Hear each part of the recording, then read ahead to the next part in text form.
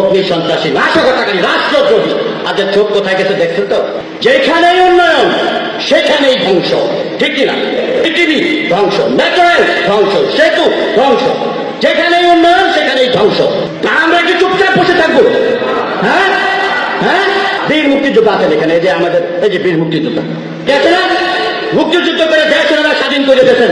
দায়িত্ব এখন আমাদের, আপনারা বসেন আর দোয়া করেন, আমরা কাজ করবো, ঠিক কিনা? হ্যাঁ, আবার প্রতিরোধ গড়ে তোলেন।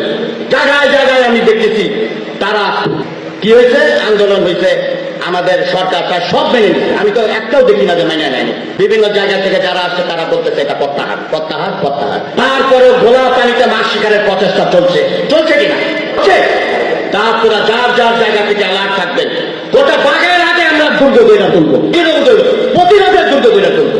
এখানে কেউ নাশকতাকারী, সন্ত্রাসী, স্বাধীনতা বিরোধী চক্রের স্থান বাঘের হাতের মাটিতে নাই।